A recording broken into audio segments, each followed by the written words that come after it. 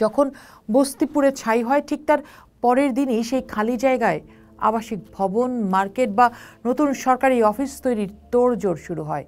1 ইঞ্চি জমিও যেন খালি রাখার নিয়ম নেই।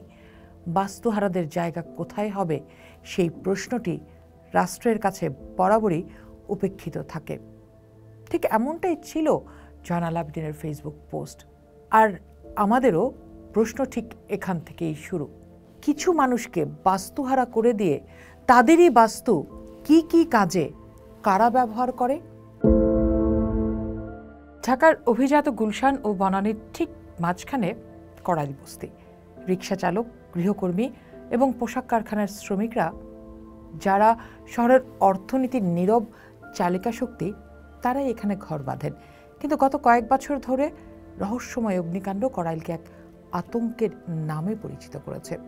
যখনই আগুন লাগে তখনই প্রশ্ন ওঠে, এই আগুন কি নিছক দুর্ঘটনা নাকি উন্নয়নের নামে উচ্ছেদের এক শীতল হাতিয়ার? কড়াইল বস্তিতে আবারও ভয়াবহ আগুন কেড়ে নিয়েছে প্রায় 1 লাখ মানুষের ঘর। নিদারুণ শীতে খোলা আকাশের নিচে নিঃস্ব অবস্থায় রাত কাটাচ্ছে হাজারো পরিবার। হাজার হাজার শিশু, যাদের অনেকেই হয়তো আগামী কয়েকদিনের মধ্যে নিউমোনিয়ায় আক্রান্ত হবে, তারা এখনো জানে না তাদের শেষ আশ্রয় কি। যদিও নেট দুনিয়ায় এই আগুন নিয়ে এখন বিস্তর আলাপ, সেখানেই চোখে পড়ল একজনের মন্তব্য। জনৈক জয়নাল আবেদিন বলছেন, বস্তির ঘর পোড়ার সঙ্গে সঙ্গে শুধু টিনের চাল বা বাঁশের বেড়াই পুড়ে যায় না, পুড়ে যায় পরিবারের শেষ বন্ধনটুকু। বস্তি হলো মানুষের কুকুরের মতো জীবনযাপনের শুরু হওয়ার ঠিক আগের লাইন। যখন তারা বস্তি হারায় তখন তারা আশ্রয় নেয় রাস্তার ফুটপাতে, ওভারব্রিজের নিচে। সেখানে তাদের জীবন হয়ে ওঠে কুকুরের নিয়মে শোয়া, কুকুরের নিয়মে ঘুম। এই বাস্তুহারা মানুষগুলি পরবর্তীতে চুরি, ছিনতাই বা বিরক্তিকর ভিক্ষাবৃত্তির পথে নামে। ঢাকা শহরের সভ্য সমাজ এই দৃশ্য দেখে ঘৃণা ভরে পাশ কাটিয়ে যায়। কিন্তু প্রশ্ন হলো, রাস্তার এই লোকগুলো কোথা থেকে আসলো? কেন তারা ঘর ছেড়ে সড়কে ঘুমায়? সবাই তাড়ালে তারা যাবে কই? যখন বস্তিপুরে ছাই হয় ঠিক তার পরের দিনই সেই খালি জায়গায় আবাসিক ভবন, মার্কেট বা নতুন সরকারি অফিস তৈরির তোড়জোড় শুরু হয়। 1 ইঞ্চি জমিও যেন খালি রাখার নিয়ম নেই। বাস্তুহারাদের জায়গা কোথায় হবে সেই প্রশ্নটি রাষ্ট্রের কাছে বরাবরই উপেক্ষিত থাকে। ঠিক এমনটাই ছিল জয়নাল আবেদিনের ফেসবুক পোস্ট। আর আমাদেরও প্রশ্ন ঠিক এখান থেকেই শুরু। কিছু মানুষকে বাস্তুহারা করে দিয়ে তাদেরই বাস্তু কি কি কাজে কারা ব্যবহার করে? কবি, লেখক, গবেষক এবং সঙ্গীত শিল্পী অরূপ রাহি তার ফেসবুক পোস্টে সেই জায়গাটিতেই দাঁড়িয়েছেন। তিনি বলছেন, আগুন নিজে থেকে বস্তিতে লেগে যায় না উন্নয়নের এই কালে। কাঠামোগত প্রক্রিয়ায় এবং কর্তৃপক্ষের ইচ্ছায় আগুন লাগতে থাকে। বাংলাদেশের বস্তিকরণ এবং উন্নয়নের ইতিহাস দেখলেই বুঝতে পারবেন। বস্তিবাসীকরণ, বস্তি উজাড়, বস্তিতে আগুন, সবই এখানে পুঁজিবাদের সিস্টেমেটিক কাজ। আমরা দেখছি গত কয়েক বছরে কড়াইল বস্তিতে অগ্নিকাণ্ডের ঘটনা আশঙ্কাজনকভাবে বেড়েছে। গত 2 বছরে 5 বার সেখানে আগুন লেগেছে। 2023 সালের ফেব্রুয়ারি বা 24 সালের মার্চের মতো বড় অগ্নিকাণ্ডগুলো বিপুল পরিমাণ ক্ষয়ক্ষতি ঘটিয়েছে। প্রতিবারই ফায়ার সার্ভিস তদন্ত কমিটি গঠন করলেও কারণ হিসেবে শর্ট সার্কিট বা রান্নার চুলা ছাড়া আর কোনো নাশকতার প্রমাণ সামনে আনতে পারেনি।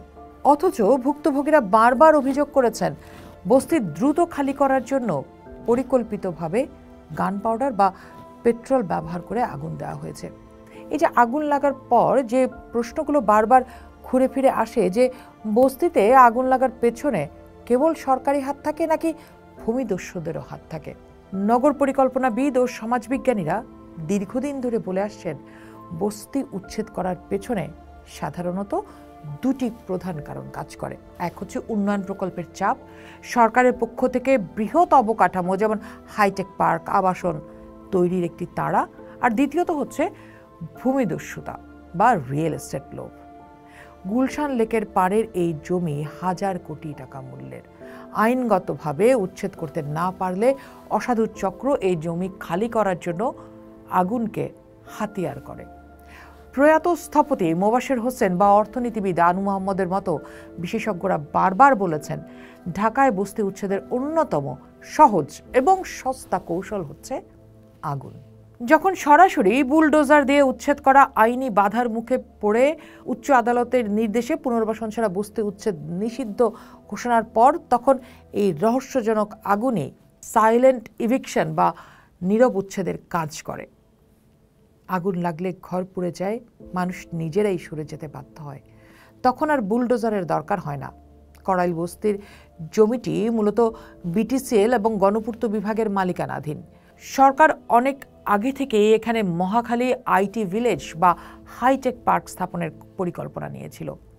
বেসিসের মতো আইটি খাতের প্রভাবশালী সংগঠনগুলো এই প্রজেক্ট দ্রুত বাস্তবায়নের জন্য দীর্ঘদিন ধরে চাপ দিচ্ছিল।